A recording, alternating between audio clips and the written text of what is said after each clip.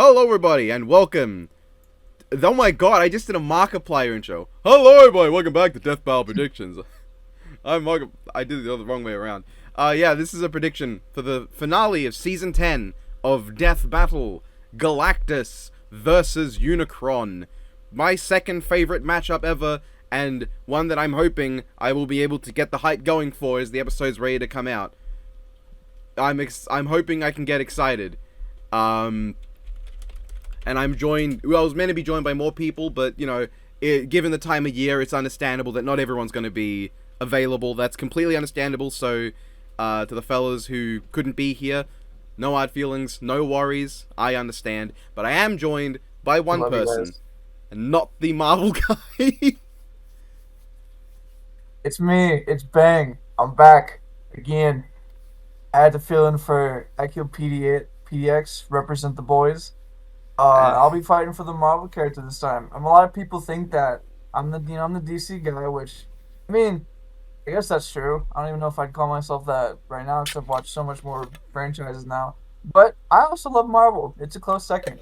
So Galactus is a character that I was ready. I was just ready to talk about, Yes, especially for a fight like this. I was meant to be joined by the King of England, but unfortunately couldn't be here. Very busy with all the stuff that kings do, something like that. Normally, I don't really contribute much to these, but I can power scale a few things. I can do Arthuriana, I can do Fate, and I can do Transformers and Godzilla. But that's not important. The Transformers thing is important. In fact, I didn't even see anyone bring up. I didn't see anyone bring up 20-dimensional Transformers until I noticed the way certain things were worded. So I got that point going for me. Carry the votes. So yes, because the episode is Galactus versus Unicron, not Unicron versus Galactus, you can start with Galactus's backstory. What's going on with the guy who somehow makes a hat that's stupid look cool? Galactus. Yes. He is a character who has existed long before the Earth 161 universe came to be. So in the fifth multiverse incarnation, because there's been multiple rebirths of the multiverse, Galactus was called Galen on the planet called Ta, and it wasn't. He was the last. They were the last civilization of existence, and even then, it wasn't even gonna last that long. A Big Bang event, the entire universe in heat, death, radiation type stuff, and Galen and all the scientists kept trying to figure out an option. So they decided that they should write their own story and go out in a super glorious way, charging into a sun in the center of the quote cosmic egg of where the big crunch is happening. So they climb into the ship and crash into was pretty much the multiverse, or I guess the universe in this case, about to explode. And all of the crewmates, they died due to the heat death of the universe, or because Galen was the imposter, one of the two. And Galen was then, he was spared from the cosmic heat and engulfed in energies that were unknown to him. And before he knew it, he was brought before these guys called the embodiment of the sixth cosmos, which are pretty much the predecessors of eternity and infinity. And they were basically the entity for the fifth multiverse. So kind of like how eternity and infinity, you know them very well as people who embody the Earth 616 multiverse. They were previous entities for previous multiverses. And they baptized him in the energies of creation itself to turn him into a life form that has never been seen before, that would change the course of multiversal renewal of life and rebirth. Galactus, the devourer of worlds.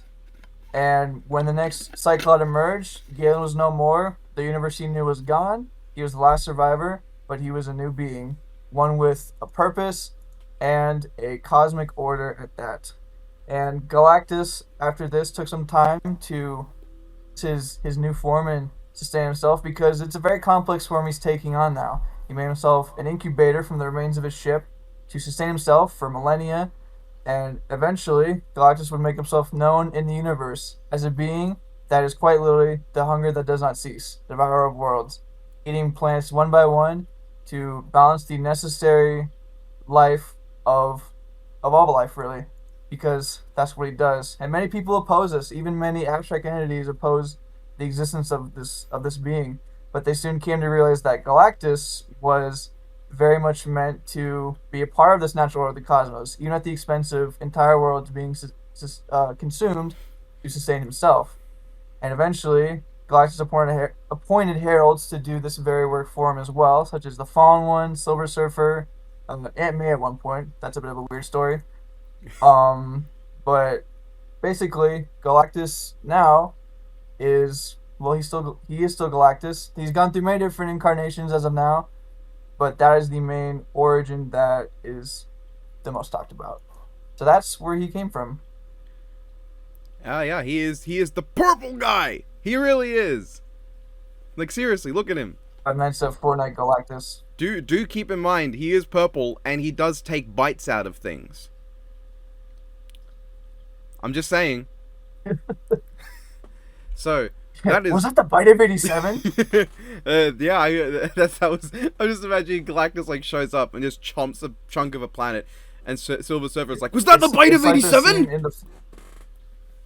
It's like the Fortnite event where he just chomps on the Fortnite multiverse, pretty much, or like it's a funny galaxy. because like that's not even how Galactus eats, but we can get into that another point. Like Galactus doesn't just bite things with his mouth because he doesn't really have a mouth, technically. But so, when it comes to Unicron and his origin, it's both kind of simple and kind of confusing. So, before you have Unicron, you have this thing called the One or the Source or G1 or if you want to call it that, but that's a stupid name because that's just a reference to Generation 1.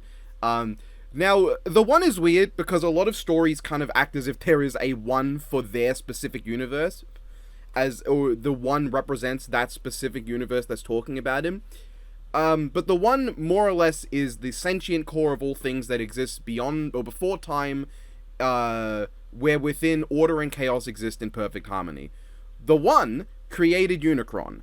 And then Unicron was a big, stupid, poopy head. So he split Unicron in half and created Primus, who is basically God. And the One, I guess, is also God. I guess it's God and Yalda both. But then Primus is a good guy, unlike Yalda. But regardless, he made Unicron, split him in half, and then you had Primus. Unicron is basically the chaos side of that perfect harmony. Primus is order, Unicron is chaos. And basically every Unicron you've ever seen is kind of the same guy.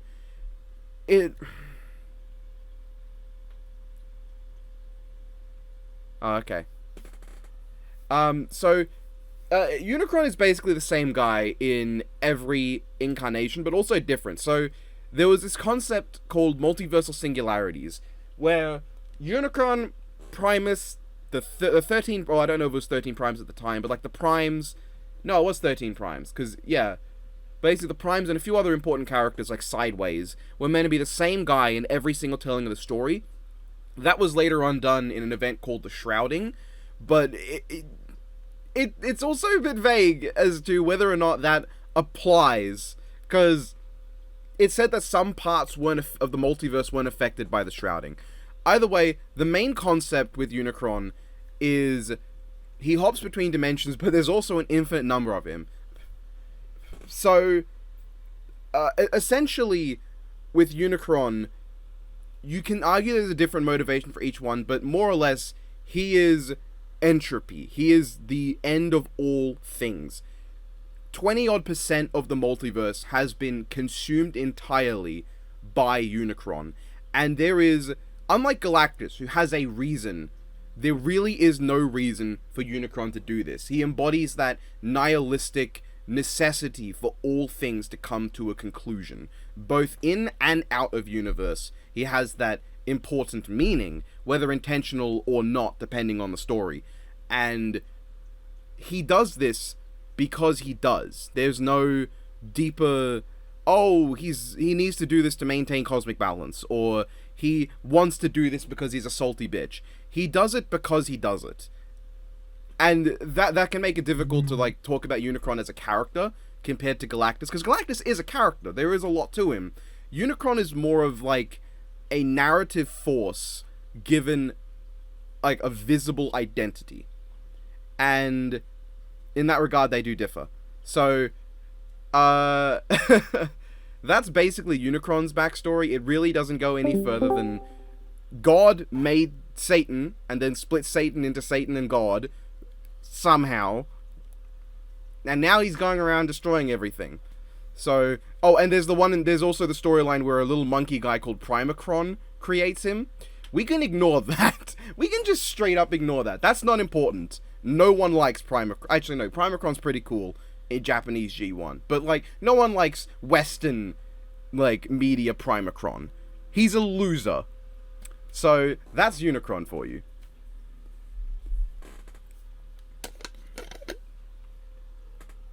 Alright. So then I think by barter of operations, we talk about what they can do. Yes. Alright. I can start with Galactus because he's on the left side of the thumbnail and title. Or, yeah. Like, imagine if they went with Unicron versus Galactus. That'd be similar energy to when they did Winter Soldier versus Red Hood instead of Red Hood versus Winter Soldier. But it would not be as bad as Iron Fist versus Poe. Oh, yeah. That just that's sounds wrong. I forgot that one. Yeah, Poe versus Iron Fist rolls off much nicer. But anyway.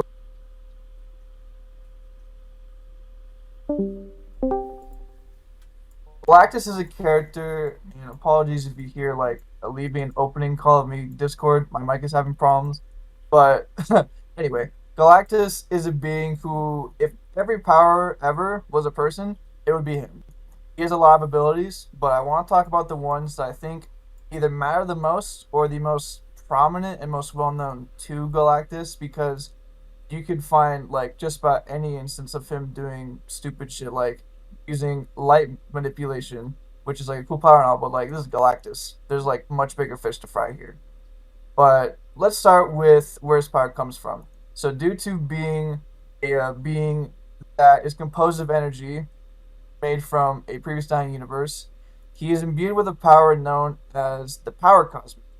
So this is a source of power that is considered an infinite amount of energy, one that Galactus holds, and one that is even said to be so powerful that anyone with the power cosmic could rival Galactus himself, according to Dr. Doom, when he absorbed the power cosmic via the power cosmic siphoner. And Surfer himself, one of Galactus' most prominent users of the power cosmic, described it as being in touch with everything in the universe, but also being one with the universe itself. It's been called many things, and it's pretty much what DC's Speed Force amounts to. It's doing the impossible and looking either really cool or really, really stupid. So there's going to be a lot to talk about. So the power cosmic gives him a vast array of abilities, like energy manipulation and projection. He can fire blasts so powerful it fends off entire teams of Avengers. Their area of effect can reach over 3 star systems, and they were able to stand up to some of the most powerful beings in Marvel, such as the In-Betweener and Thanos. We'll talk about the In-Betweener a little bit later, but he was able to one-shot Thanos even when he had his shields open. And he's also able to absorb energy, and he can also absorb different types of energies, such as absorbing the magic of Dormammu. He was able to drain Ultron's robotic body of energies to completely beat him, and he can absorb fire from the Human Torch's flames. Said flames can reach up to sun-level temperatures and trigger supernovas. He also has more energy-related abilities, such as energy fusionism, being able to fuse your essence to his and use you as pretty much a puppet. So it's a weird pseudo form of mind control. It's pretty interesting. And he can also manipulate other types of energies like antimatter. He can send entire blasts of antimatter particles to you. He can also manipulate matter itself. In one scan of the Fantastic Four, he pretty much said that he could beat all of them pretty easily. He can make Invisible Woman invisible forever, melt Thing into a slate of atoms, and turn Human Torch into ice. He can control your electrons. He can create Visi-Clouds. He can hurt people like Kitty Pryde while they're intangible. He can use transmutation to assimilate entire planets as part of his world eating. There's a lot of ways that he can use it. And on that, when it comes to his world eating, Galactus employs a lot of different ways to do it. As mentioned by Nemesis, And a lot of it does involve technology that he himself made, such as his star sphere, his battleship, uh, his battleship, the world ship Tatu, a scout ship, which man he looks goofy in if you see the picture. I'll send it soon. But he has lots of ways that he absorbs planets, whether it be going through the surface to get to its core, assimilating it into energy, etc. He does not take a bite out of it like Freddy Fazbear's Pizza, contrary to the allegations. And moving on to other powers, he also has telekinesis, so powerful that it can knock around Doctor Doom. It's able to cause earthquakes and blast back the Avengers and Fantastic Four combined. He can also teleport, whether it's teleporting himself or teleport others. He was able to send the High Evolutionary to the negative zone, and that can also count as a form of battlefield removal. He can teleport him across space through holes of reality. He can send people through space with telekinesis. He can also use energy to cause shields so powerful that Thor cannot pierce the barriers. And on the more passive and more interesting side of the Power Cosmic, he can heal people, whether himself or others. He can heal the Silver Surfer, for instance. He can also create new entire life from thin air. He is able to use his mind in various ways, like using telepathy, being able to read minds, being able to scan minds for information. He was able to stand up to Odin in a telepathic battle. A telepath also with similar abilities. He can manipulate memories, he can alter them, and even remove them from your mind. He was able to do it to Silver Surfer at one point. He can also manipulate souls as an extension of this. He can manipulate his size so that he can grow out as big as planets. He can tower over stars even, and possibly even bigger, although I'm not sure of any documented size of being bigger. I would think so, at the very least. I just want to get into what exactly he is in terms of actual like physiology. He can also manipulate time. He can travel through time. He can send people back in time to relive their. He did this to a being named Sphinx. He sent him back in time to relive his life over and over for an eternity. Sphinx is an inhuman enemy designed to kill inhumans, like Black Bolt. He also has other abilities such as actually wait, no, I think that's all of them I want to talk about. Actually no, that's not true. Reality warping, that was the one I was thinking of one. Reality warping is probably one of his most powerful abilities. Galactus' mere presence alone distorts reality wherever he goes, and this reality warping can operate on multiple planes of existence, and every passing whim becomes a reality, and Doctor Doom described the material world in his own imagination as having become as one when he absorbed the power cosmic from Galactus. So it has numerous reality warping abilities that tear away at the fabric of space and time. And furthermore, Galactus has a very unique presence as a result, because the reality warping pretty much just comes from him being him. He is a being that is stated to be one of the abstracts, and these are beings that embody descendants of the universe, even the multiverse. You have beings such as eternity, multiversal eternity, infinity, the in-betweener, the living tribunal, and so on. He is a being that operates on multiple planes of reality and lacks dimensions. He has no true physical form, as his power armor was pretty much made to contain a being of pure energy. And furthermore, he can even appear much different to people as a form of adapted appearance to different beings. To your average civilization on a planet, they may view him as a scourge of the cosmos. They'll see him as this giant, four-eyed monster in a weird way of manipulating your perception of what Galactus is. So he has numerous ways that he takes on appearances, and his unique physiology even makes him devoid of this, because we learn from an inference of the in-betweener, a being beyond the very concept of concepts, that Galactus is devoid of something called dualities, being the absence of opposites that contrasts the in-betweener's union of opposites. The in-betweener is a being that exists on the same level of existence as abstracts, like eternity, and he personifies the fundamental balance between Lord Chaos and Master Order, two other universal constants that is a way to ensure that metaphysical stability of the universe at large is at play here. And as such, because Galactus is immune to this in-betweener effect, he is pretty much his own being, and with his own dichotomies, with his own interplays, with his own everything, and he is immune from this type of contrast that the in-betweener has, and one that is a force held over the entire universe. So Galactus is A term used to define it is trans-duality existence, or abstract existence if you want a more simplified term, but he exists beyond dimensions, space, and time in a much more complex form than that of most beings. So that is a lot of the abilities that I think are going to talk about the most here. And one thing that also could be mentioned is that Galactus, one of his most powerful abilities is his mind as well. Galactus is one of the most incredible, intelligently beings in infinity. He's a very bright mind with science that knows no boundaries, science knowledge that knows no boundaries, one that Reed Richards admits that he can understand. And due to this, Galactus has time and time again shown that he's capable of making his own technology, and over times he's used things like elemental converters. He's used, as I said, various warships to destroy planets, employed heralds to do so. His bodysuit contains his essence. His Lifebringer one chip was his incubator to help him grow in power. But his most powerful weapon that I think is going to matter the most here is the ultimate nullifier. And this is a weapon many have heard of before, but basically, the Ultimate Nullifier was originally created by the beings known as the Watchers to eradicate an invading empire called the Proselycan Empire. And in doing so, they obliterated 9/10 of the universe. Good job. And this Whoops. weapon came under the possession of Galactus, and it was typically kept in his warship, and Galactus can use it as well. And depending on the mental fortitude and knowledge of the user, this weapon's main ability is eradication. It can erase you from existence, and it's got a few different technicalities to it.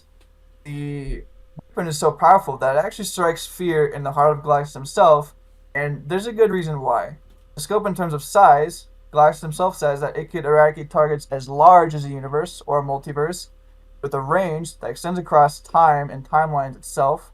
And at its most powerful, it was able to erase a being that I mentioned before. It was able to erase the multiversal eternity entity, a being embodying time and the living consciousness of everyone in existence itself. And this is a being that is probably one of the most powerful of the abstracts mentioned, but we will also get to more of him later.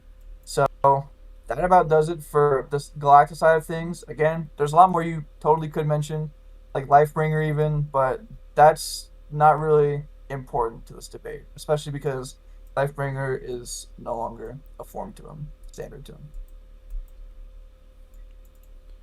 All right. I think it is notable that because Galactus's appearance can alter depending on who's perceiving him, we will technically be watching a different fight to what Unicron will be perceiving. Unicron's not going to see Galactus the same way we do. Mm-hmm.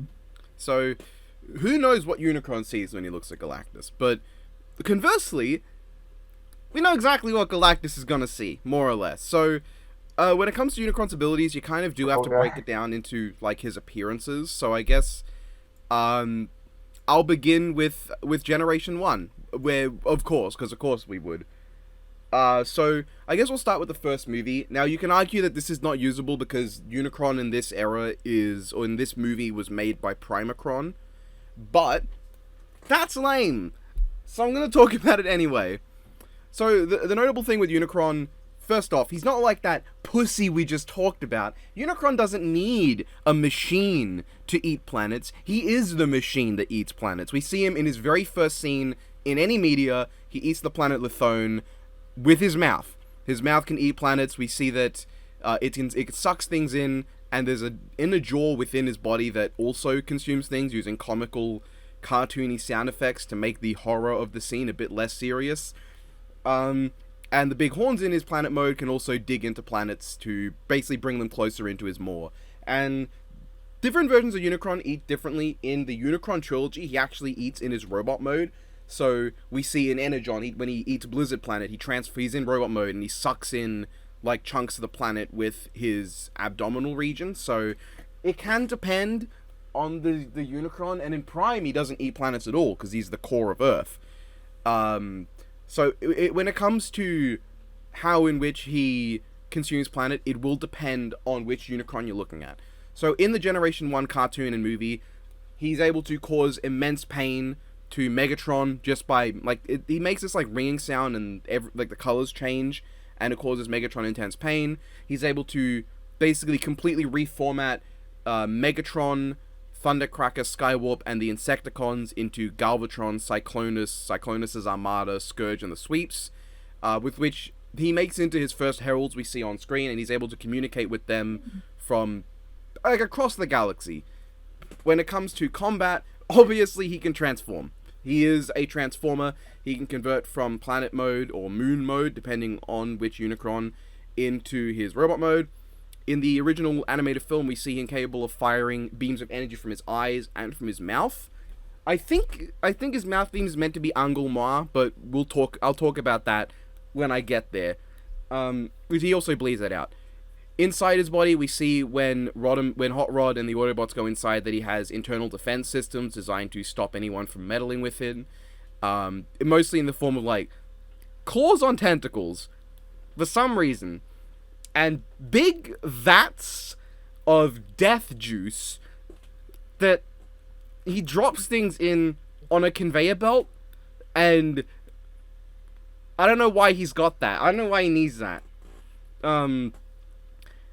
In the actual cartoon itself, we see in the episode Ghost in the Machine, he is able to create a new body for Starscream. He resurrects him and creates matter out of nowhere to give him a physical form after his original body was completely disintegrated to atoms, to dust, just vaporized by Galvatron, which was Galvatron empowered by Unicron's own power. And in the episode Grimlock's New Brain, we see that within his head, he contains anti-electrons, which is one of the three, like, things that we know for a fact are within Unicron's body. I thought these would not be important, but thank you for reminding me the amount of technology that Galactus actually uses, because, like, it's a lot, you know? He's got a lot of tech with him. Strangely. So, what anti-electrons do, and we see this a few times, and you can back up that Unicron has this, not just because it's in his head, but in Generation Select, we see that when Blot is powered up by Angle Noir energy, which is derived from Unicron, he's able to create anti-electrons. In real life, anti-electrons are just positrons, so this makes no sense. But in Transformers, anti-electron is like a liquid that basically causes malfunctions on technology. In KISS players, a field of anti-electrons is able to keep Transformers away from Earth. He was Blot with it was able to disable a combiner, I believe, and split her into her components. Caliburst in Legends was able to, like, fire anti-electrons, and I think Slug Slinger was able to disable Transformers. So, and it also made Grimlock a super genius somehow. But I think when utilized right, anti-electrons basically disable technology, both pure technology and biotechnology, which we see in Transformers. So it is a weapon that can be used to disable electronics, which I guess would help in some regard against Galactus. That's what we know of him from G1, at least the G1 American cartoon continuity. In Armada, he was able to create all of the minicons, so any ability you see the minicons capable of, Unicron logically should be able to do so. Notably, when Optimus Prime was reduced to space dust by the Hydra Cannon, the minicons were able to bring him back to life. So, again, more evidence that Unicron can resurrect you from complete atomization, and presumably himself. He was able to appear in a digital world, and chase some children, which sounds really weird when I say it out loud, but, like, it happens. In the episode, I think it was Crisis, he's shown to be able to fire energy. He does this a few times in the Unicron trilogy, blasting from his horns, a big blast from his chest, which in Energon is a blast that vaporizes planets. It's like a bigger than planet blast. It's absolutely massive. He fires lightning, which was able to disintegrate Starscream and blast a massive wave of minicons. He can create a force field. He has missiles all over him. He has swarms of little, like, spherical drones, dead-end drones, and he has turrets all over his body, which won't matter, because Galactus is not going to be standing on his body. He's going to, like, become as big as Unicron. But he does have, like, all sorts of automatic defenses across him, and somehow he can create a shockwave in space, which doesn't make any sense. but it goes further in the comics than it does in the show. Kind of like Galactus, but on a much lesser scale, he can also manipulate the mind. We see in the episode Origin that he was able to send some children into an internal mindscape and manipulate it to his will until the minicons he created were able to gain sentience and counteract him. It definitely doesn't match up to the sort of telepathic power we see Galactus dish out, because Unicron is just affecting a bunch of children, but it's notable. The most notable thing with Unicron in Armada specifically is that he states that he will continue to exist so long as hatred endures.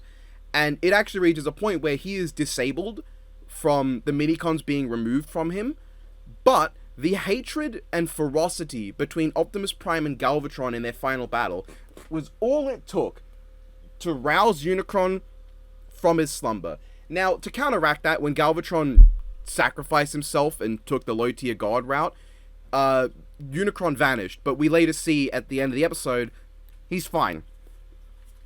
And in Energon and Superlink, he even goes on to eat more planets from on that. But this will depend on the language you're watching, but both the Japanese and English ones are canon. So in the Japanese Legends of the Microns, his power rise beyond either faction as a result of their hatred, while in the English one, over millions of years he was able to be resurrected.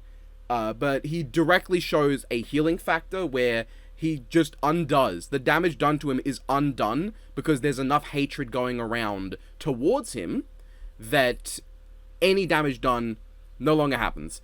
And moving on to Energon, we see that he, when he was explodinated, his conscience and his spark, which like his soul, were able to separate into two things. His consciousness endured within Megatron and later Galvatron, and his sentient spark was able to transform into a red star, which then collapsed into a black hole on such a scale that it was threatening the entire multiverse on a quantum level.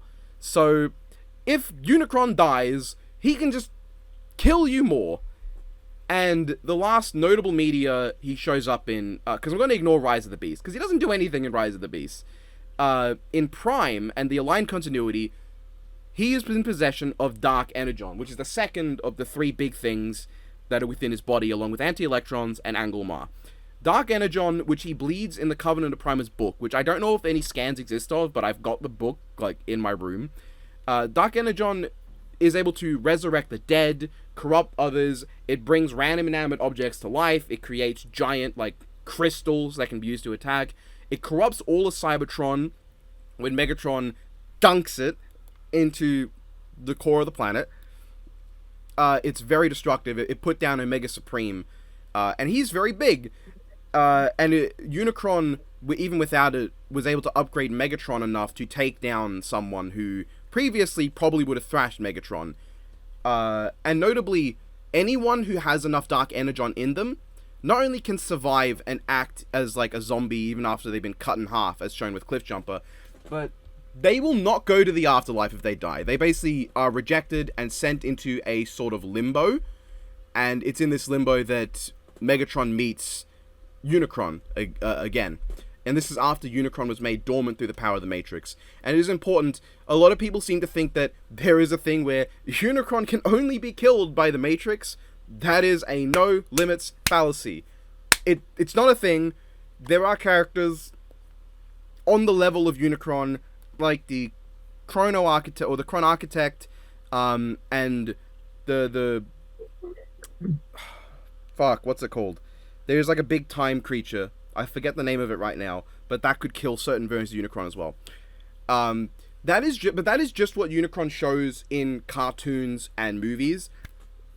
Outside of it, he has done things like, in one story, there was a game. So in real life, there was a game called Quest for Cybertron that was never released, but somehow Unicron plucks two characters from it and makes them fight for him.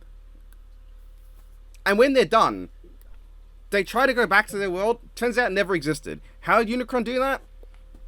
Who knows? Unicron is like a reality warper, though he doesn't like really display it very often. It's mentioned in like guidebooks that he just warps space time with his hands, and just like being around him ruins things. So he is a higher dimensional conscience. Conscience that is mentioned by Vector Prime. It is very like any multiverse singularity. Basically, it's very explicit that Unicron is a higher form of being, and the amount of dimensions. It can depend. So Vector Prime has mentioned there are 17 dimensions, but in the Revenge of the Fallen movie, when Sam Witwicky is just giving out all the information from the Allspark, so you might think not a viable source, but it is directly from the Allspark, and he does mention other things we can confirm to be true. He mentions the Sentinel Prime expedition, which would not become relevant until the next movie, Dark of the Moon. He explicitly says there are 17 other dimensions beyond the main 3, maybe 4. He might have also mentioned time. So there's at least 20 to 21 dimensions in the multiverse. Maybe more with transwarp. Transwarp is higher than them. Mathematics become nonsense in transwarp. So there could be another one above that. So Unicron is a higher dimensional being, and that can... Whether there's like a true form is hard to say. It's probably less that there is like a true form in the way you'd get with Darkseid, and more in the case of there is one Unicron that predates any Unicron who should have all the abilities and a higher existence than them. So there is a original Unicron as opposed to a true Unicron. He scales above all the stuff they do. God, there's a lot with Unicron. I'm trying to remember it all. His existence can create shockwaves that can like erase things from reality, like whole galaxies gone, poof, vanished, just because he was around. He can fight you on the astral plane, and Logos Prime was able to survive his astral body being destroyed, so that should apply to Unicron as well. In Transformers Cloud, they explicitly mention that Unicron is a single conscience across the multiverse. And oh god, I'm trying to like, I've got like a document. Thank you to the man who helped make it. I did not have time to read it before we had to get started because, you know, limited on time and stuff. But basically, Unicron, when he doesn't just consume planets. So the biggest thing we've seen him consume like on panel or on screen, I believe, is a supermassive black hole that we see him suck up in like a display in the IDW comics. But he is explicitly stated in the original Marvel comics, bringing Marvel in for Unicron 2, to consume whole universes. And Unicron's won, basically, at the start of the Marvel comic. It's just that he wasn't thorough enough. So little bits of life and matter, he just wasn't thorough enough to get rid of, because I guess he was lazy, and that reformed into a new universe around him. But at his best, Unicron consumes universes non-linearly. He will consume them forward and backwards in time. And a being equivalent to him, the Kron Architect, was able to basically cause all of time to become non-linear in a universe just by showing up. So Unicron theoretically should be able to do that too. And I'd love to bring up resistances now, because there is existence of Ranger resistance listed here, which is gonna matter potentially. Because like, does Death Battle really do like layered hacks? They don't seem to do that super often, do they? From what I've seen recently, not like they'll bring up. I don't think they really do like layered or scaling ones. They'll do one for like the characters themselves, but I've never really seen them be like, well, Superman versus existence erasure from this, which also erased. Well, I guess for Darkseid they did mention that like it can just terminate you, like soul, body, etc., etc.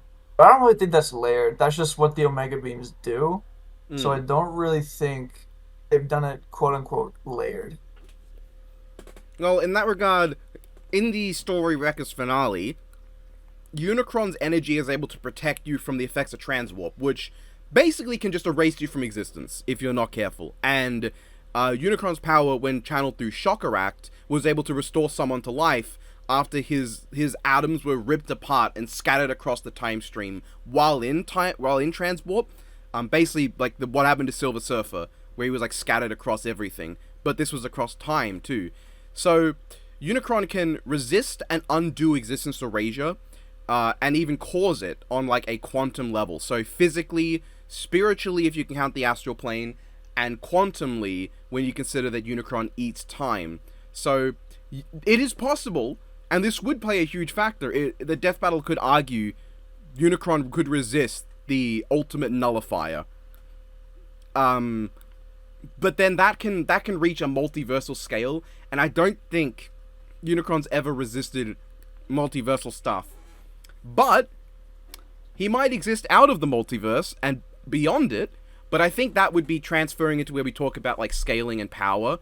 So generally, what's I forgot to mention Angle Noir. So everyone loves to talk about Dark Energon. Dark Energon is basically baby's first Angle Noir energy.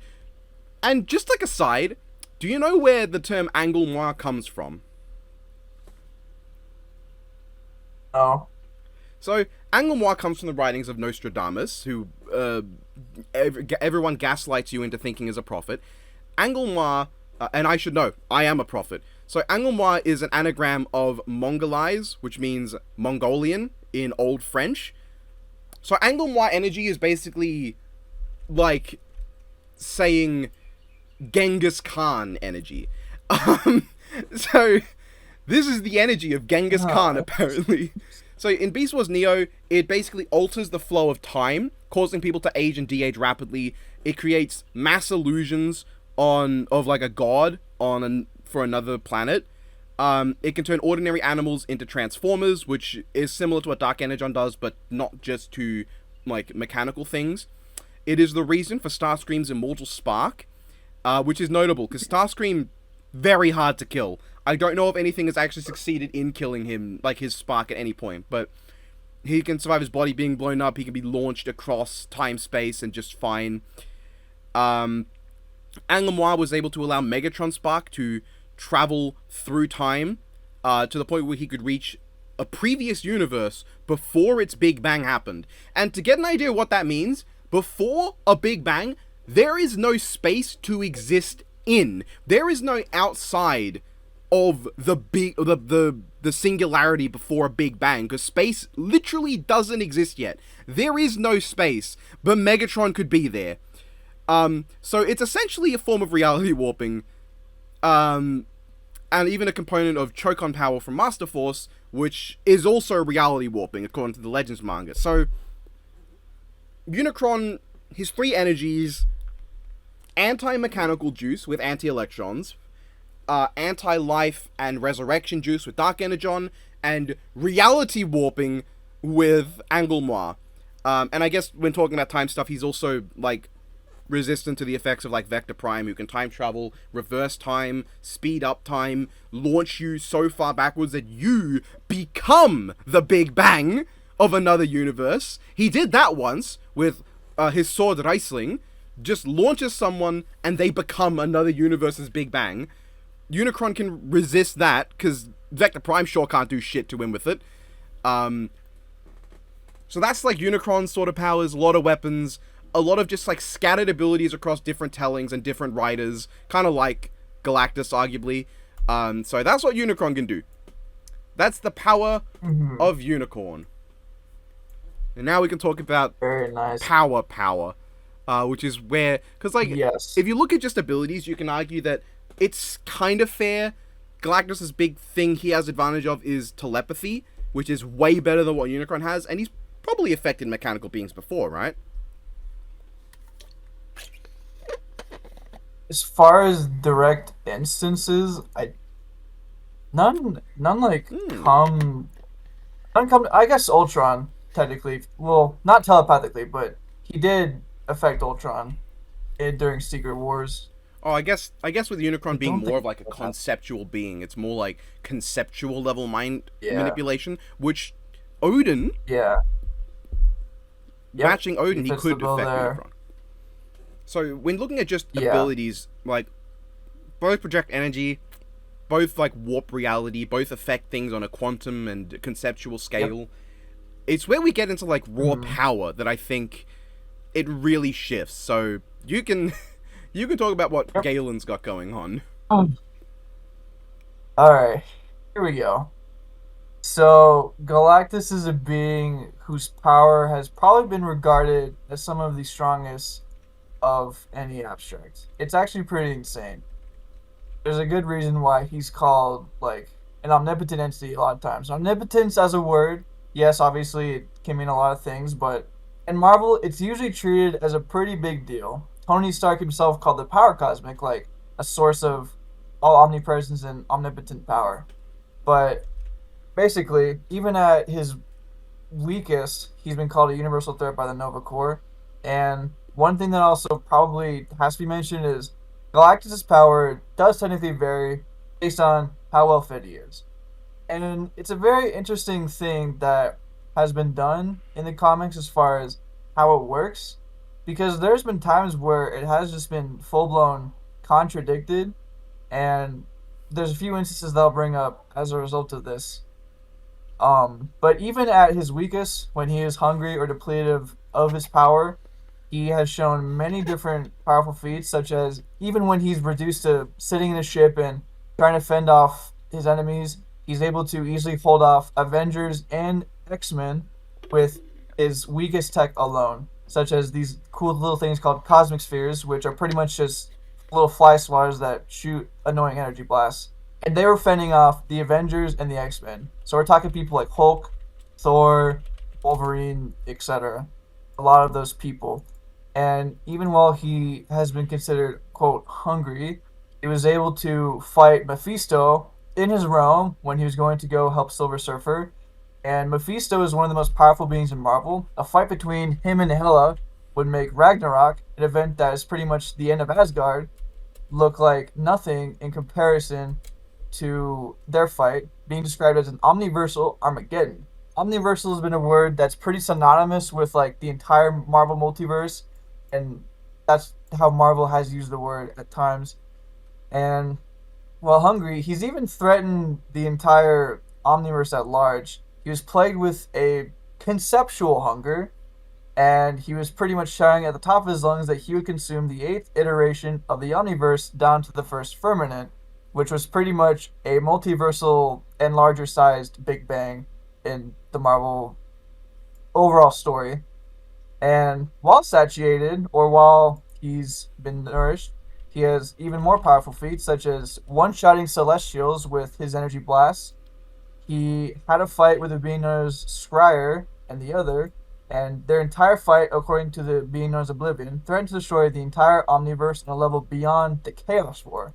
Which is interesting because the Chaos War was an event that threatened, I believe, 98 point something, I think it was 76% of the Marvel multiverse, leaving only select few universes remaining. But everything apart from that was obliterated. And with the Ultimate Nullifier, as mentioned, he was able to erase the multiversal eternity being. And as far as other statements of power, he has many accolades of power as well, which are equally important. Thanos, a being who is one of Marvel's most powerful without the gauntlet, says that his power is nothing compared to Galactus. And furthermore, goes on to say that his power is beyond the Soul Gem. And I did kind of forget to mention that Galactus has a few resistances himself. His soul in nature has been described as on par with beings such as Eternity and Infinity, and the Soul Stone cannot work on him. He cannot be consumed by it. And even though his soul has been affected before, however, but he was able to reconstitute not only his physical body from being annihilated and reduced to cosmic dust, but also his soul. Because an inference from Silver Surfer regarding the astral plane's relationship with the power cosmic seems to tell us that the astral plane is also a catalyst for the power cosmic in terms of, well, how its power comes about. So it's pretty akin to a soul for Galactus in this case. So he can come back from having his entire body and soul completely obliterated. And he's even able to resist telepathy from telepaths as strong as Charles Xavier and Magneto, being able to outright block out their telepathic attempts. And as far as other statements of power, He's been called equal in stature to Death. He was able to wrestle with the in-betweener, as mentioned before. And pretty much what I'm getting at here is that Galactus is, at his peak, comparable to numerous beings that exist within Marvel's Superflow. In Marvel's Superflow, this is where we get into a little bit of the cosmology of Marvel and how it affects Galactus. But to work from the top, or sorry, work from the bottom to where the Superflow would be. So the Earth 616 is made out of numerous different dimensions: the Mystic Universe, the Dark Dimension, Yggdrasil, the the Giant Tree, the Inner Realms, the Outer Realms, and the Marvel Multiverse has been referred to as an omniverse with higher dimensions, and has numerous instances of showing to be infinite dimensional as well, such as the Mystic Universe containing infinite dimensions. And then you have the negative zone, which encompasses the three infinite dimensional structures. You have the junction to everywhere, which is pretty much the gateway to the superflow. It's often been called overspace, the hyperspace, etc. But it's at this point is where Galactus is as most powerful, because he's been called a being more powerful than multiversal abstracts like eternity and infinity. He's being considered an inner working of the omniverse in the same vein as them, and the wellspring of cosmos residing in the superflow alongside them. So he's not only comparable in power to them, but he can even be considered superior to them in numerous ways. And as I mentioned before, the fight with the in-betweener was considered a cosmic equal and opposite fight, and it was tending to the balance between eternity and death.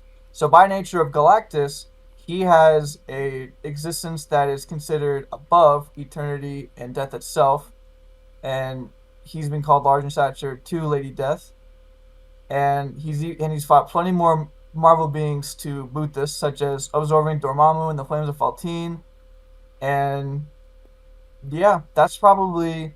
Oh yeah, and Odin. He was able to fight Odin, and Odin had to resort to physicals to even stand up to him, headbutting his shiny purple helmet. And as far as speed, because Galactus is a being that resides above time and space and really all kind of dimensionality, speed is not really it's not really something that you think about in this fight. Like even his lowest showings have him dodging attacks from high evolutionary, but it's really not the most it's not really needed here because he's pretty much beyond like normal speed due to his abstract existence. So speed's kind of a non-issue in this fight. But that goes over probably the most well-known Galactus strength feats and more. And no, wait, no, one more. My mistake. The last one is also pretty important to further set the stone that he is ranked as a pretty powerful abstract. Thanos, with the Infinity Gauntlet during Infinity War, ranked him on the same level of power as Odin, Zeus, Celestials, the Stranger, and this was also during the same Infinity War where Galactus rolled up to Thanos with the Gauntlet with all these people aforementioned.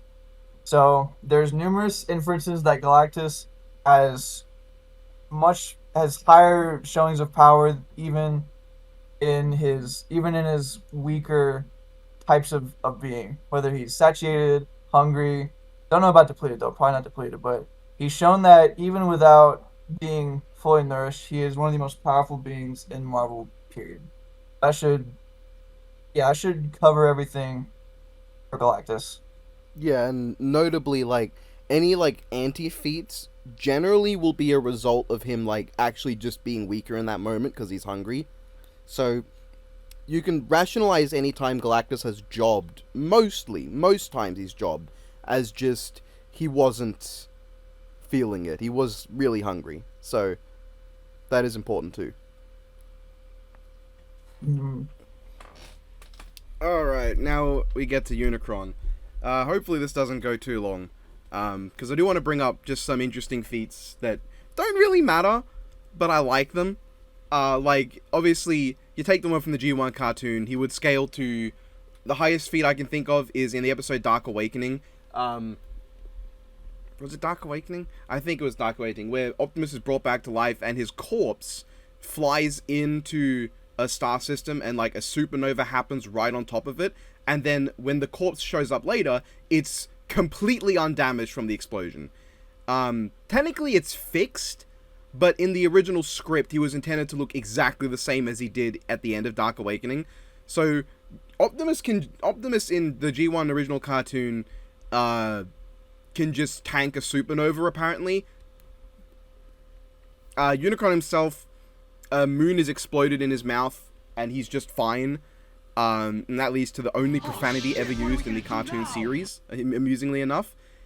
In Energon, he blasts away 3 planets with 1 attack and fights on like a cloud in space, and it takes on a Primus amped Optimus who could drag Cybertron around. And those are like, I guess, the noble ones. He obviously scales above the weapons of the Primes in Transformers Prime. The Star Saber and Forge of Solus Prime both have statements of being planetary, but minor shit. Directly, Unicron has destroyed universes. His existence has destroyed galaxies. And the black hole that formed in Cybertron was affecting the entire multiverse. And it's actually very consistent that Unicron is a threat to the multiverse entirely. In, I think, the 3H comics, the VOC state that there is a thing out there which threatens everything that Primus has done, all things of the One, actually, it might have been. Something like that. Basically, they imply that Unicron is a threat to the entirety of existence. This is weird, because Transformers kind of has a thing going on where all the crossovers are canon, and those universes exist in what's called the Megaverse and then the Omniverse.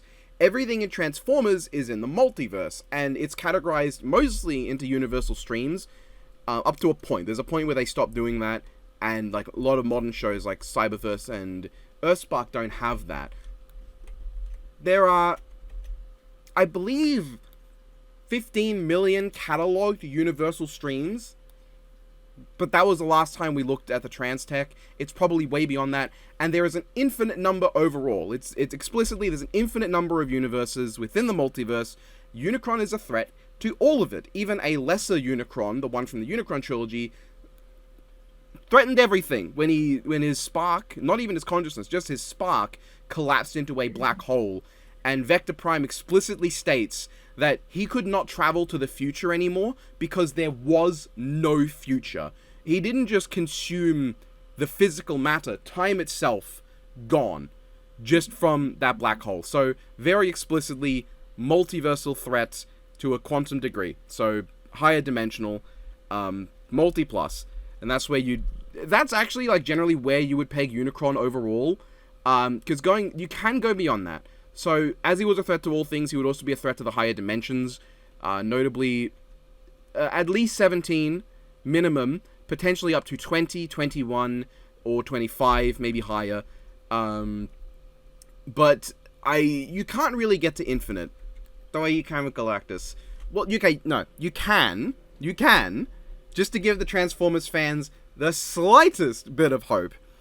In the novel story Singularity Abyss, all of reality is essentially, compared to the Tree of Life, this thing here, which is based on the Jewish Sephiroth, all of reality, which is at the bottom, is to the Tree of Life akin to a metaphor, like a reflection on a mirror. That's the difference in existence between the multiverse and the Tree of Life itself. It is as real to the tree as your reflection is real to you.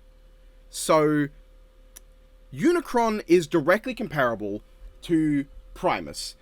He is also referred to as a Godhead, which is the same thing that the Allspark or Primus is referred to. And most people probably only know Godhead from Darkseid.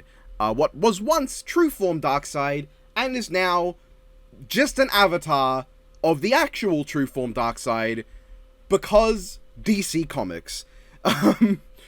Now, reality is the first sphere in the Tree of Life. It basically doesn't exist. This is the whole multiverse. I don't know if it includes the Megaverse and Omniverse, but notably the multiverse contains a universal stream by the name of Quadwall. Quadwall is real life, as in us. Me right now, talking to you right now, and Bang right now. We are the Quadwall Universal Cluster. We do not exist compared to the Tree of Life, and there are 9 spheres above us, and at the very top is Primus, and Unicron is directly comparable. Now, arguably, this could argue Unicron has insane conceptual abilities, because every sphere below could be argued as a concept beyond existence. But the absolute... you can argue this to be 25-dimensional, because the 9 spheres above the 17, or maybe 29, or even 30-dimensional if you have the 17, the 3 main... Or I guess, 31 is where I'd push it at most, for numbered dimensions. You have our 4 dimensions, length, width, height, time, the 17 extra dimensions, 1 more for transwarp, and then the extra 9 featured here, right? That's numbered, but you could also argue that, considering that every dimension is infinitely unreal compared to what's above it, you could push that to outerversal Unicron. Would I push that? Maybe not, but frankly, he kind of needs it, because baseline outerversal is not going to cut it. How many layers above outerversal would you rank Galactus? Like the Superflow?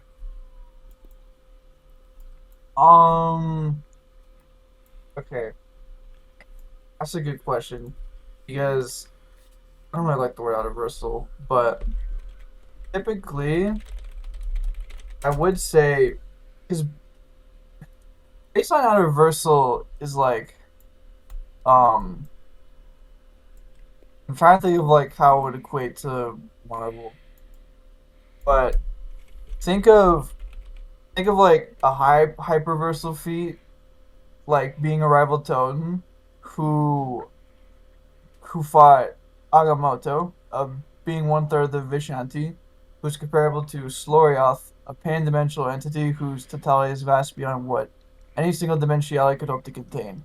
Hyperversal is usually beyond dimensionality by that point, and when you get to the superflow, you have already passed the negative zone, a place that encompasses 3 infinite dimensional structures.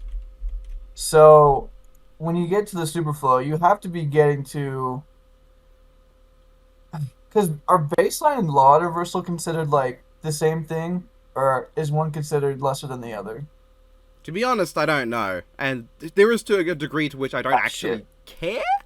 But if you just want to list it as Galactus is above 3 planes of infinite dimensions, that is 2 more planes than you can push Unicron. Yeah, because I will say disclaimer as well. Again, it's taking me a bit to re-educate myself on Marvel cosmology, but what I do know is that if you go straight up to multiversal eternity, you get high outerversal level, is to put it point blank, because multiversal eternity is pretty much embodies everything I just mentioned, along with concepts, the dreams of everyone, and the concept of dreams, etc. He is a being that is pretty much embodies all level of reality and dream, and that's how it works. And if Galactus is considered above him in nature, or at least comparable, depending on how you look at it, then you're looking at someone who, in the superflow, is considered a high outerversal deity, because the nullifier erased multiversal eternity, and Galactus himself has been called comparable to eternity, infinity, and death, mentioned before. Yeah, at minimum, the nullifier would scale directly, undeniably. Yeah. And that was when wielded by Reed, right? And Galactus is better with the nullifier than Reed, logically. Yeah. So because Reed literally could not comprehend Galactus' most basic ships. So if you take that in mind, along with the fact that Galactus has a scientific understanding beyond any human, you can probably make the inference that he's pretty good at using the nullifier. Yeah. So even pushing the Tree of Life as far as it can go, you're going to get Unicron to just baseline outerversal, basically. Maybe you get a couple levels above, but I don't think you can really argue that. There is one way to make Unicron win. If you equalize verse size. Because one of the worlds some of the worlds in Transformers are also Marvel Marvel universes. if you say that those have infinite dimensions, the same way Marvel, like 616 has infinite dimensions and several other worlds in Marvel do. Not all of them, though, because you have worlds like 199999, which I don't think has infinite dimensions. But if you do that, then you would basically have infinite dimensions, and then infinite numbers of that, and then 9 layers so much higher that they do not view the ones below as even existing. If you equalize verse size, I think Unicron would get way higher than Galactus. Much higher. Because you would have 9 dimensions, or 9 existences above infinite dimensions, which I think even like the G1 blog on Ultron Brainiac wasn't able to peg Allfather Ultron that high, even with a lot of extra stuff in between. So, if you equalize verse, I do think Unicron just is outright higher, but I think that's hard to argue, because that runs on the assumption that the worlds that are shared with Marvel Comics in Transformers are infinite dimensional, when not even all realities in Marvel are infinite dimensional. Right. But so I guess we can, going into speed. I want to bring up there is a feat in a mobile game where the Autobot Lightspeed can surge a decillion dimensions every femtosecond, which I think is like 900 quintrigantillion times the speed of light. And in Dreamwave, Mainframe can calculate pi to a centillion digits, which I think is like 5 nonangantillion, I think, maybe higher. But like in measurable feats, on par or above what Marvel has, shockingly. But like, you know, Galactus is above distance and space, and so is Unicron. Lesser characters like Alpha Trion in his tech specs have infinite speed multiplied by 2, because he is infinite speed, but the buff he gets from his Titan Master gives him an extra infinite speed, so he's like twice infinite. Like a slower guy to Unicron's Sideburn has infinite speed apparently. Megatron in Japanese G1 was gonna fold infinite universes in on each other, so Megatron is not only multi-plus and way below Unicron, but also infinite speed. Then there's the Alternity, who are like immeasurably fast, and Unicron eats time backwards and forwards because it literally is not linear to him. He is above it. So you can argue that speed is equal. If Death Battle are going to put Goku and Superman on equal speed, I think Galactus and Unicron should be put at equal speed. So that is because Galactus has something similar like that. He has something similar where like his very like influence pretty much distorts and manipulates the past, present, and future of multiple realities at once, which causes like entire anomalies that can threaten to erase you from history. So basically, both of them have this nifty ability where just by being vaguely within the same light year as you, not only does time kind of distort, but you could just randomly cease to exist at any point in time, past, present, or future, just from being vaguely within the same space as them. Lovely. Yep. I guess I also forgot to mention, Unicron, I think, does mind hack Sideways. So while Sideways is not on the level of anything Galactus has dealt with, he is like able to mess around with the primes, I think, if you want to push it. So you could push to 17-dimensional mind hacks for Unicron, maybe up to 20 or 21, 22. But again, Odin higher in scale and dimensionality, and Galactus comparable. So yeah, not great. Not great. And I think that like that's where you get to the point where, in terms of stats, the only thing truly equal is speed and how powerful they are before you get into dimensional tiering. But this is not a matchup where you can't get into dimensional tiering, right? Because by their nature, they both are higher dimensional, and that cannot be ignored. Right. So it's multi-plus minimum, but with dimensions multiple layers above infinity versus if you push it, one layer above infinity and immeasurable speed. So Galactus just has power. Mm-hmm.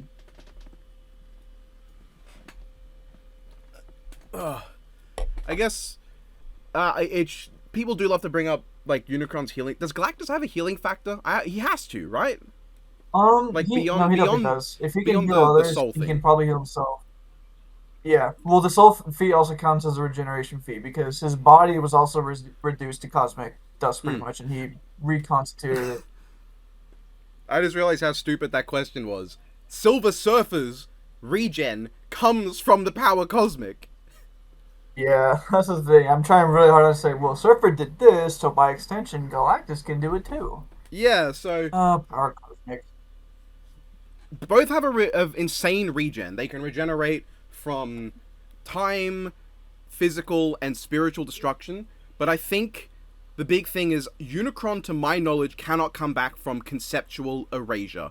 In fact, one version of him is specifically tied to the concept of hatred and malice and confrontationality. The ultimate nullifier, in being able to destroy multi-eternity, would erase Unicron on a conceptual level, and he does not have any resistance, to my knowledge, to anything on that level.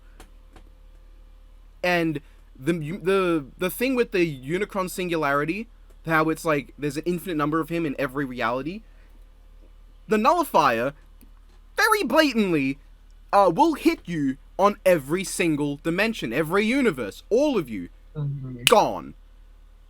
It is a delete Unicron button. Yeah, and when bringing back up Abraxas, because the reason why he is cited as a feat for the nullifier is Abraxas is a being in Marvel. He's pretty much considered the opposite of multi-eternity in terms of multi-eternity being balanced between chaos and order. Abraxas is considered the personification of the concept of destruction. And if he was under siege of the ultimate nullifier, and if what you're saying about Unicron is true, then there's not a whole lot of options he would have if he's going up against a device that can erase you conceptually. And the thing is, too, Galactus is also at his fair share of being affected by conceptual manipulation. As I mentioned before, he was plagued with conceptual hunger, and he was still threatening the entire Marvel Omniverse. So when you get to that level, it starts to shift more towards Galactus. Yeah, and I think a big problem with Unicron as well is that to give him, like, winning arguments, you have to go into way more speculation than you do with Galactus. Galactus is kind of just everything on the table. With Unicron, you have to assume, okay, it's comparable to the top of the tree of life, actually stronger. I think it's just outright stated that he's stronger than Primus and the Allspark. And then you have to assume he can destroy everything, so he can destroy all the concepts below him, so conceptual destruction, Unicron. But that requires a good amount of assumption and guesswork. With Galactus, there is no assumption. It is just outright. He can affect concepts and wipe you out across everything. You don't just have that with Unicron. You have to speculate.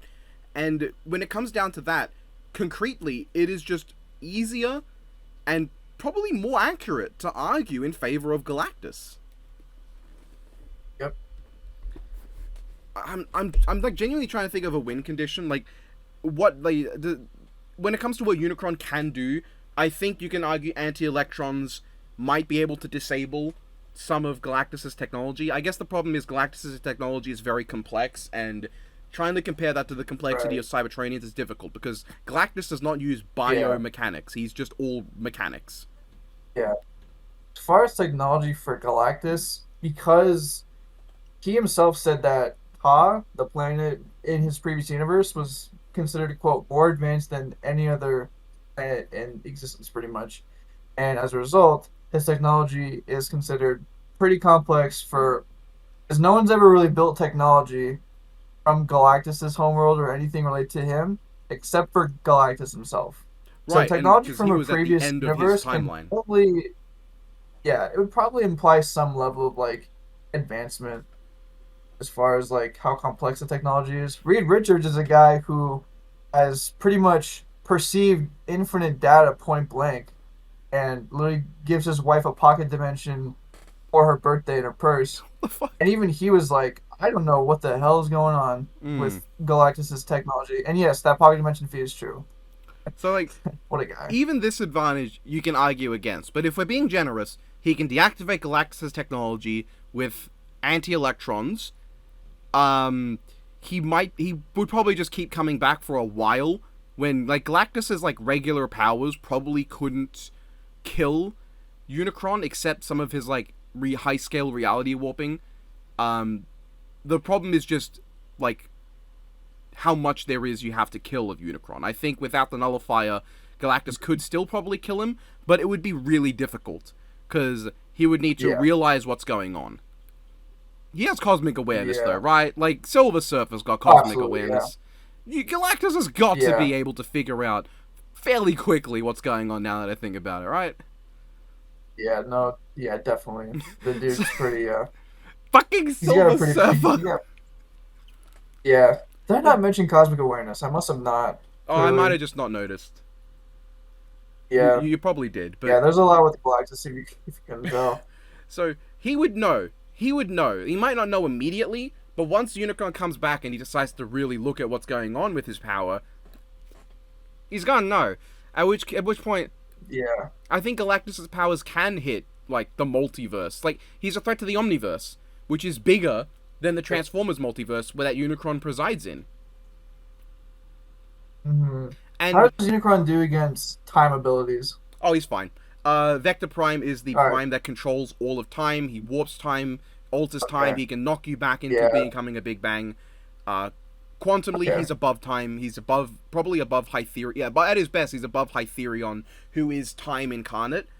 And Hytherion is beaten by the Alternity on the regular, and the Alternity are below Vector Prime. So he's many layers above the very embodiment of time. So he's fine with that. He does resist that power. Okay, that makes sense. Because I don't know why I was about to say time travel could be brought, but I was like, wait a minute, they're both like above time. Yeah. I completely forgot. Unicron's existence predates time, to my knowledge. Yeah. So for that matter, like most of their abilities kind of cancel out as a result. Like Galactus can't really outfield removal him like he did to most of his opponents, and telekinesis probably doesn't work because they're not really the most physical beings when you really work your way up there. So I feel like it can kind of come down to their mental abilities and probably just their main firepower at this point, like how their reality warping compares to each other, the energy abilities, and any other niche abilities that also can be mentioned. And Galactus's reality warping is a lot more direct and overt. With Unicron, it's like passively it happens around him. He has some level of reality warping with angle Y energy, but generally Galactus will abuse reality warping if he needs to. And there's like a comic. It is with Lifebringer, but where Galactus points out higher dimensional combat is not physical. It's more like ideas thrown back and forth. At which point, I just think the reality warping that Galactus has is better. Unicron does not display it to nearly the same degree. Yeah, it's shown that it can operate in multiple planes of existence simultaneously, so the range of which probably can be enough when you get to a place like the Superflow 2, because even in the Superflow, it's a bit hard to really pin down how you find the Superflow. Lifebringer also comes up again in this when Lifebringer was beating Lord Master Chaos after they just killed the Adam Warlock incarnation of Living Tribunal. But they pretty much say that, although this was also, keep in mind, this was due to the fact that the cosmic hierarchy was being rearranged, so no one was really, quote, more powerful than the other. But they pretty much said that in the Superflow, their full power was accessible. And Lifebringer said, cool, die. So you pretty much have a Galactus who in the Superflow, or at least in any form of like higher dimensional fight, he has a lot of ways he can still operate due to his reality warping and affecting and resisting conceptual abilities due to his interactions with other Marvel abstracts. And that just gets into a point where, as mentioned before, Unicron probably falls short due to the ultimate nullifier coming into play Yeah, in terms of definitely. affecting conceptual beings. Definitely. He would Because erase the concept of Unicron. because like I'm trying to think of other like quote powers that could help you, but like most of them just cancel out. Like Unicron would definitely resist mirror manipulation. Galactus could probably resist the Unicron virus's influence. Yeah, like the Dark Um, Energon and Anglemar. I think Galactus would be able to resist that. yeah, and then Unicron. Does he wait? Did you say he had soul abilities? You can argue a spark is a soul, to which point, yeah. And Unicron can fight on the astral plane, which you can argue is souls as well. Uh, Yeah, Again, though, that doesn't matter. That doesn't matter. Galactus can yeah, resist that. yeah. He's got astral projection, and the astral plane is intrinsically tied to the power cosmic because actually, yeah, no, that's it. Just because. Just because, yeah. So I think that destroying each other's souls and destroying each other across time and space will not matter, like in terms of just physically and yeah, spiritually and temporally. It's going to come down to conceptually, and at that point, Unicron falls short. In reality warping, conceptual yep, manipulation, his healing factor is arguably not as good, though it's probably more overt with the way that, like, certain incarnations of Unicron that are going to be stronger than Galactus's physical body, to quote unquote. There is no physical body of Galactus. He's all energy, but yeah, basically, could probably heal a lot of damage, like just by the fact that Galactus is not gonna like Unicron. Galactus is gonna hate him because Galactus hates what he does, but pretty he does much. it out of necessity. Unicron does the same thing but Yep. worse for no reason and feels no remorse about it. So Galactus is gonna hate him, like, very much, I and that love they is play gonna. into that contrast in the fight. That Mm, would be cool. Yeah, and that will power Unicron up. That will make Unicron harder to kill Yeah. because of that. But Galactus can erase concepts, and it is the concept of hatred and malice that powers Unicron up. So it will not matter. Hmm. Again, it Yeah. just comes down to what can Unicron do. We know we can establish Galactus can kill him. Yeah. Ultimate Nullifier or an omniversal conceptual attack from Galactus, which he should probably be capable of doing, would kill Unicron. What can Unicron do? Yep. I just don't think he can do much. Conceptual stuff is not solid in Transformers Yeah. and to this level. He could destroy Galactus across all the time. That will not help. He could destroy Galactus' soul. That would not help. This is assuming he can do these things. Like Galactus would be susceptible to that, but he could do that. If he could, it would not help. Even if he could resist Galactus's mental manipulation, his own mental manipulation is not strong enough for Galactus either. So that would cancel out at best for Unicron. Yeah. Unicron has a lot of firepower in terms of like physical weapons. That will not matter. It can't hurt Galactus. It won't do anything to him. The Yep. most Unicron could hope to do is wipe out every planet in the multiverse and let Galactus starve and just leave, escape the multiverse, enter into the omniverse, like go to the Godhead, leave Galactus to starve, and then Hmm. come down when Galactus is at his hungriest and kill him then, which is such a And roundabout way. even then, there could be arguments against that too because Galactus has shown he can sustain himself in other ways if he's short on Really? planets. Like his Lifebringer, yeah, his Lifebringer one ship was pretty much his incubator to help him like grow into power prior. And Galactus, to my knowledge, he does have access to it because it was the incubator that some of the heroes used to contain Galactus, but it really just it turned him into Lifebringer Galactus during Ultimates. It was because of the incubator, so that is on the table, and most of his other technology, again, can also be in use here, even though it wouldn't necessarily matter because the Star Sphere was called by the Watcher a universe-spanning ship. That should imply it's also pretty fast. So Hmm. there's some ways Galactus can try and subside this before all of it getting kaboomed. Hmm. Yeah, like when it comes to advantage for Unicron, it really just comes down to he might be able to disable some of Galactus's technology. He is probably equal in speed. You might be able to argue he's only a little, like a couple infinite dimensionalities lower than Galactus. That's still infinite, but not as much as you could be. You could even if you could argue maybe even they're equal in power if you limit Galactus to just outer and then just put Unicron at outer. It just, when it comes down to powers, the ultimate nullifier is too big a boon, and Galactus has larger range, more powers to my knowledge, resists anything Unicron can really throw at him, and he can kill Unicron, and you can't really say vice versa on that. Unicron really can't kill Galactus to my knowledge. And that's kind of the beginning and the end of it. Unicron can't kill him. Yeah. Galactus can kill him. And after that, you just have a couple of other, not really important factors of the fight, because there's like experience and intelligence. They're both probably equal in experience just for how long they've lived relative to their universes and multiverses. Galactus probably has more varied general experience. Brilliance. I think more varied experience on Galactus' side, because like in Unicron's case, he only really has Primus to fight.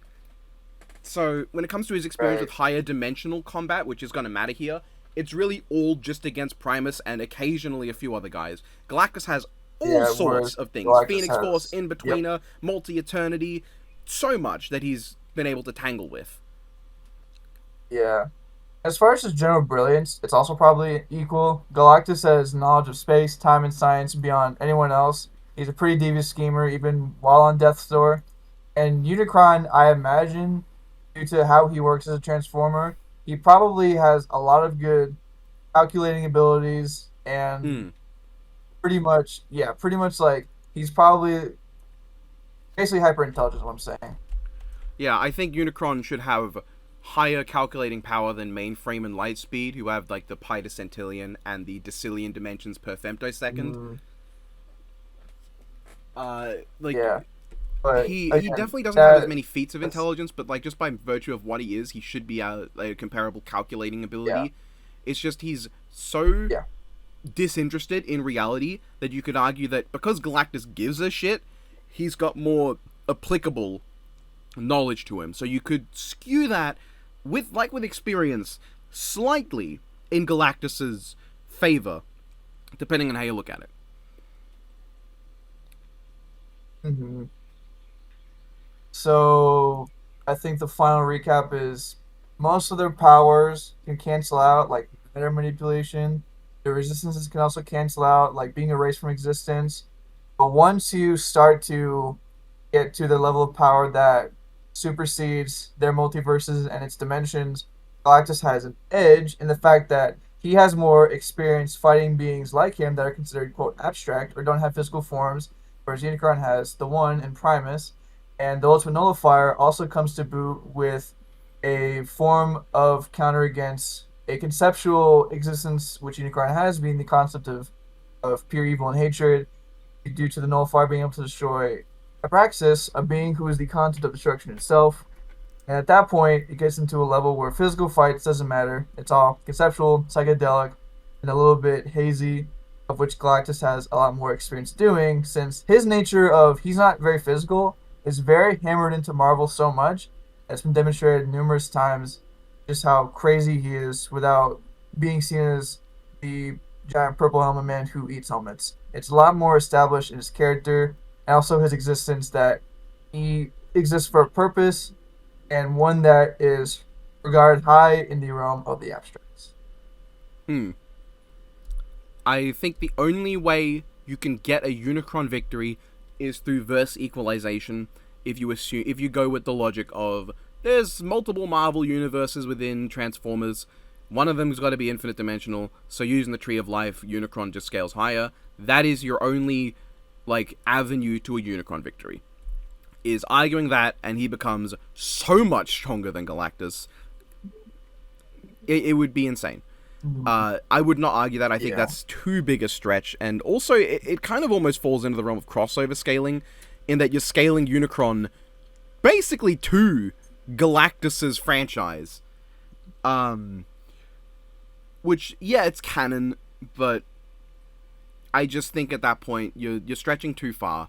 I would call that too much of a stretch. It is possible. Death Battle could argue it and could give Unicron the win through that, but I think more likely they're going to give Galactus the win because it's simpler to argue, it requires the least amount of assumptions comparably, and it just makes more sense. You don't have to make all these assumptions, Right. and that's the big thing to me. Yeah, I agree. But it is a lot closer than I thought, for what it's worth. Which I'm actually glad, because I did enjoy learning about Unicron, the which powers kind entire of canceling process. out. I didn't expect to this degree. I really thought the only thing Unicron would have is speed, is equal. Yeah, yeah. But yeah. But like, it makes sense, because a lot of the cosmic powers are like, they're pretty cool, but they're used for such practical purposes that only like a few mattered, which is kind of what happened with Surfer versus Manhunter. Like, cool, you can do cosmic awareness, but like Manhunter's a telepath too, so it's like same thing here. Like, cool, Galactus has like energy blast with a huge range, but that doesn't really matter when they're not really physical anymore. Mm. There you go. Oh, I guess this is gonna be a stupid argument, but there is like a story in the Alternity. I'm gonna have to ask the king to fact check this for me after the fact, but I think it's Bumblebee defeats someone by lowering his dimensionality. I'm sure Galactus can resist that, but yeah, and it's infinite anyway. But you want to be a silly bung.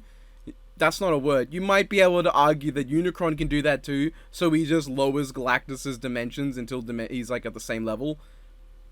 I don't think it's gonna work, and I don't think it's a good argument, but that's a funny argument.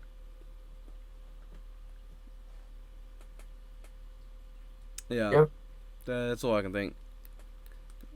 If you assign all the Alternity's powers to Unicron, like, he does have some cool shit still, but like, locking a Galactus in a time loop's not gonna matter, because Galactus will just leave it. He'll just walk out of it. Yeah, pretty much. Freezing him in time's not gonna matter, he's just gonna keep moving anyway. So, yeah, I think, succinctly, it can be said that Galactus wins. And he should win, and he probably will win. If Unicron wins, that would be an interesting upset. It would be insane. I would be shocked, and I'm And guessing seeing how it's a Marvel versus non-DC finale, that it wouldn't be our first upset. it wouldn't be the first. No. I Would it be more or less controversial though than the last Oh. one? I'm curious. probably more.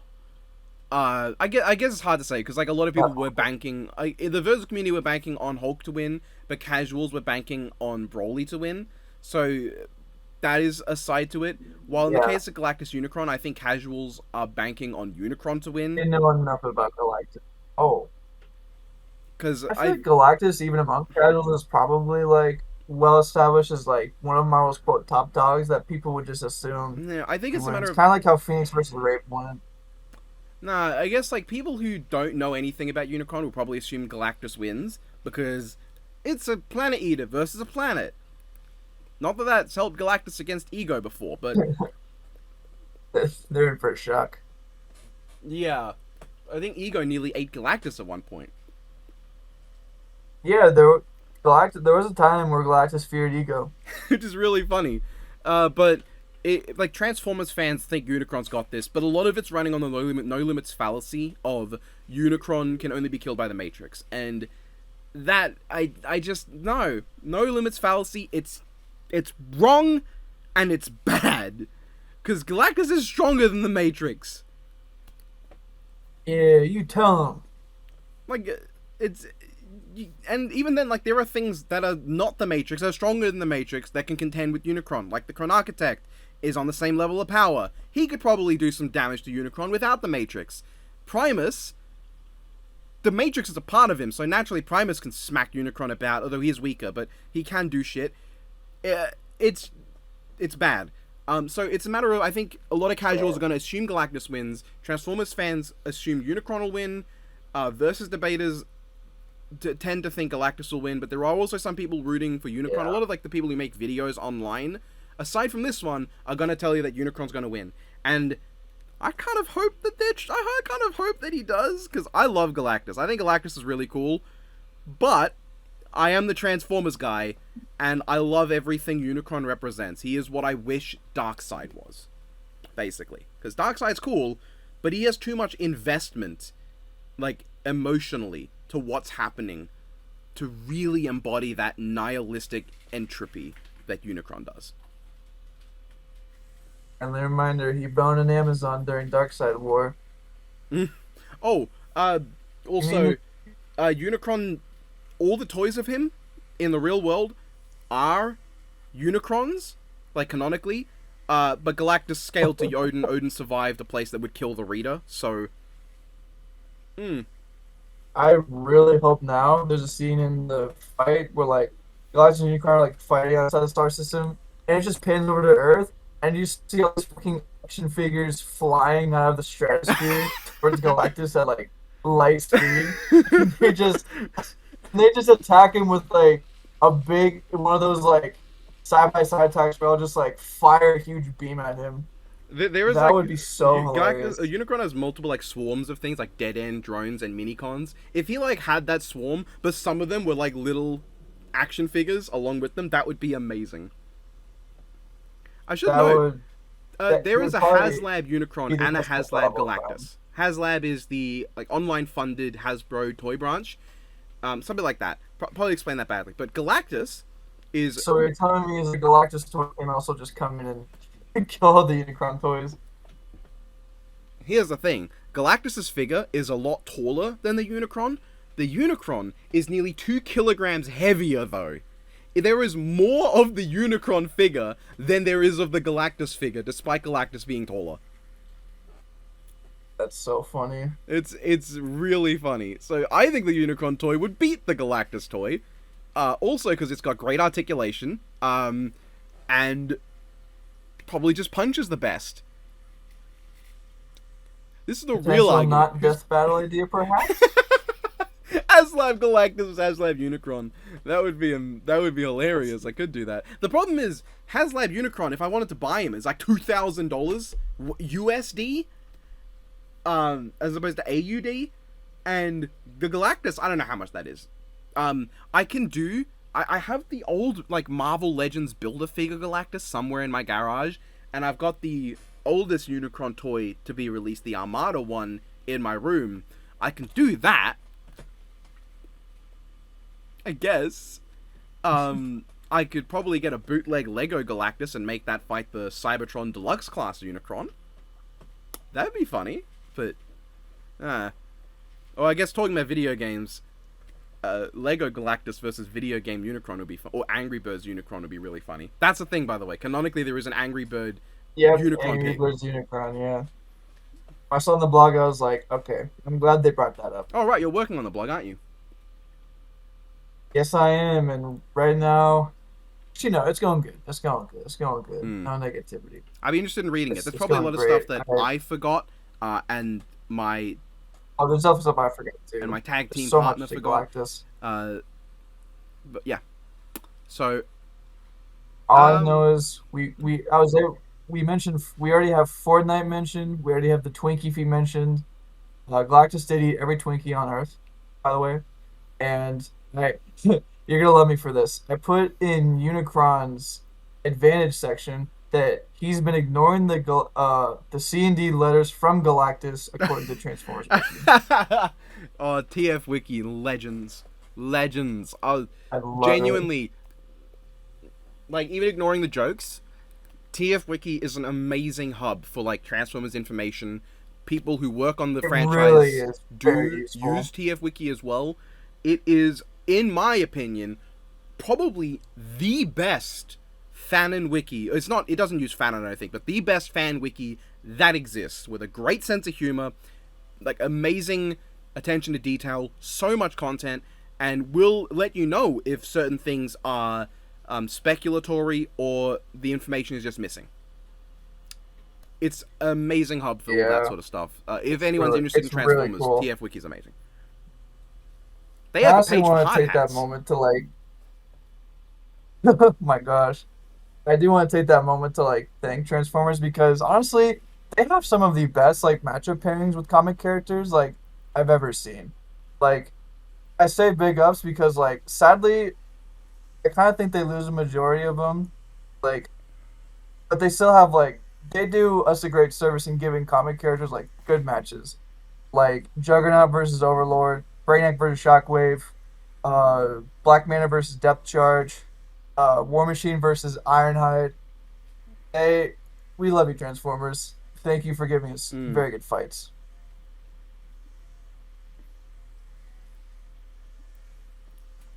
Yeah, yeah. I would like to see Transformers win some of them. You think Primal will beat X? If Yep. that ever happens? Nice. That's good. I mean, you did say Ironhide could beat War Machine too, I right? think because War Machine's not really a high tier herald. He's not like up there. Does he have any mechs on the level of the Godbuster or the like AI whatever suit, like the suit that like Tony has? Yeah, not really. His Herald feats are pretty they're pretty good, but like I don't know if it'd be enough to say he I don't think he'll win on stats alone from everything I've learned about Transformers in this recording. But he does have feats like taking an energy blast that made Red Hulk scream in pain, making Colossus bleed with a single punch. Didn't he So smack Captain Marvel he's around at one pretty point? Or like his suit did. Someone else in the suit, I think. maybe. I've not looked at Rhodey in quite some time.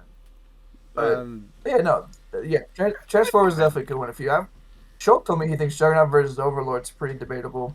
Oh, I think Just that one's pretty debatable, interesting. yeah. Because, like, I think Juggernaut's durability is way higher than his attack potency is the main thing.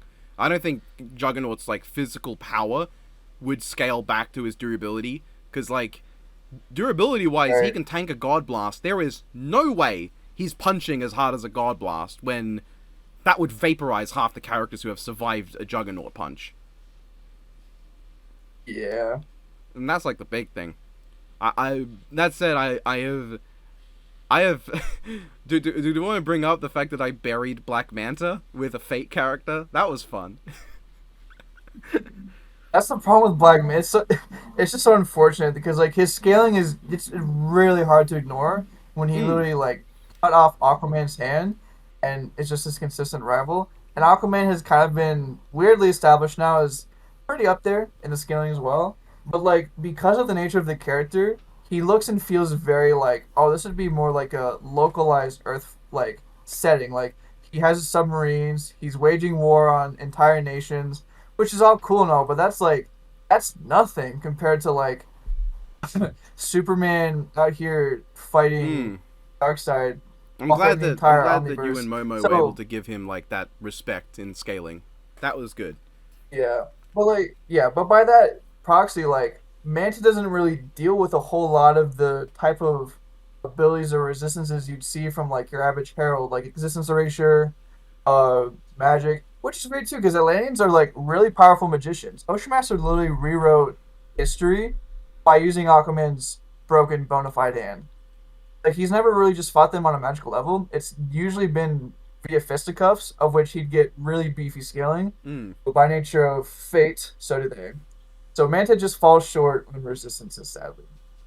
Yeah, I think the big thing is that the moment he fires a beam from his helmet, Lancelot's going to recognize that super suit as a weapon, and just one touch is all it's going to take. And Manta is not an exclusively ranged fighter. He's got a stick of doom to hit people with for a reason. Right. I Yeah. actually think that Karma versus Star Sapphire could be very debatable. Unless Star Sapphire scales to You have her, told me this to her too, yeah. emotional beast. Because, like, Karma, her existence Um, she is an infinitely big universe with an infinite number of herself inside of it. There was a time where like she had the Predator, the entity's called the Predator, in her possession, but not like a Parallax fused with Sinestro or anything. It was just like helping her do stuff. And like when it comes to the entity scaling, Predator probably would get the scaling because if Butcher, Ion, and Parallax all have scaling, it wouldn't hurt to assume that they would all theoretically scale because of how similar they are in nature, and because the Guardian Corona had to absorb all of them to get the power. So you'd scale defeats like Butcher fighting the Crispus Alice version of Spectre, who was a threat to all of DC creation, stuff like that. But again, Sapphire didn't use it in that way. She did knock back Highfather with an energy blast, but New 52 kind of revamped how New Genesis and Apocalypse worked. Yeah, I heard of that. So it's not like she was blasting a Final Crisis level High Father. She wasn't blasting like a true High if Father. I you imagine it was like a avatar or right, something. yeah. I mean, yeah, emanation, So I think which is that. weird because No, yeah, go on. yeah, I think it's just which is weird because the entire arc was like a new Genesis war pretty much. They treat it as like a big deal with like the life equation, the anti-life equation, and all. But like, you could just kind of tell like it's not what you saw in Final Crisis at all. They're very like they feel a lot more like tied to reality, like the rest of the heroes. Mm. The thing with me is like, I don't think Star Sapphire should scale to her beast because like she's not Howl. It Howl does is not. stronger, and she's not Sinestro. She's not fused.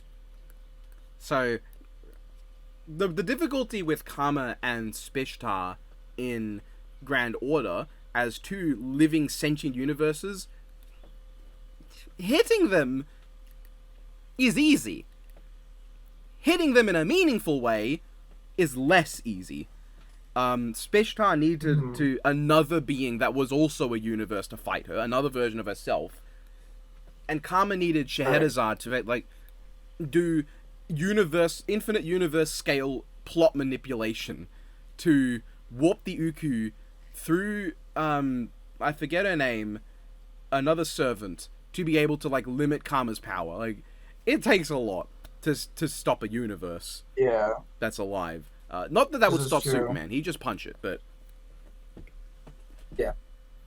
'Cause with Carol, I feel like because Lanterns are a lot like Thor characters, where every now and then you'll see them fighting characters like on a pretty high caliber. Kyle's able to snap the Parallax Howl, Sinestro with Parallax as well, and Star Sapphire has been shown pretty comparable to enough people to where you could try to go a little hog wild with the scaling.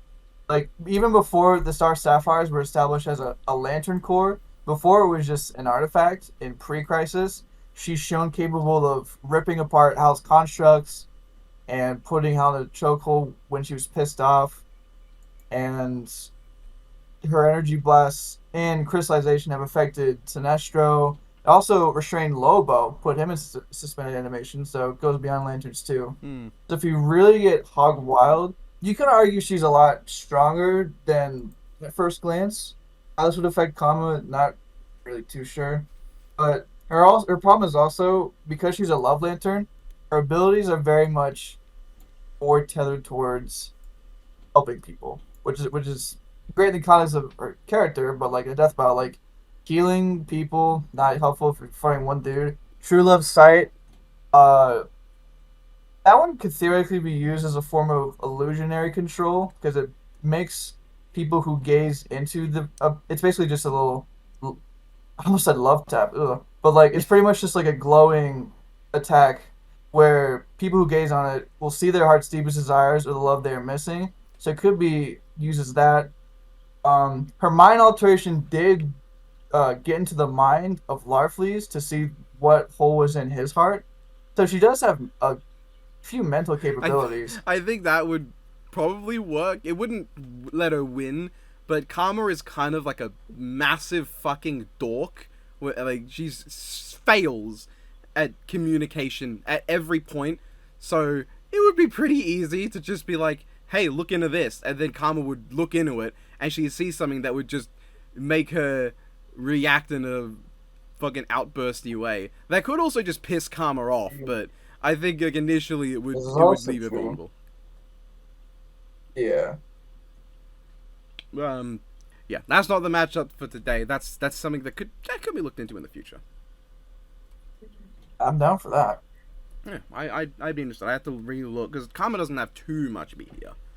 She's only in Grand Order and Yeah, I've researched Carol like extensively already, so I know plenty of her because I love the Lanterns. Yeah, I could probably look into Karma. Mm. So, yeah, that would be the end of that. That would be the video. I think a lot of people probably assume this would be a longer prediction. But the thing is, unfortunately, it's just us two. Yeah, it's just us two. But also, when it comes down to it, most of the you could go on and on about the powers that Galactus and Unicron have, but it is not. Most of them don't matter, and when you just get to the point, it's fairly succinct. Yeah.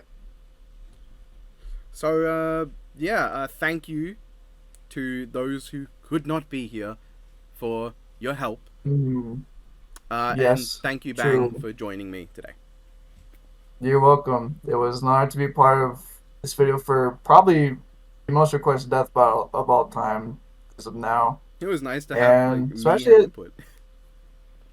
Yeah, especially at the end of the year. It's been a crazy and fun year, and getting to do 3 videos all coming out of San Antonio, Texas, dude, pretty cool.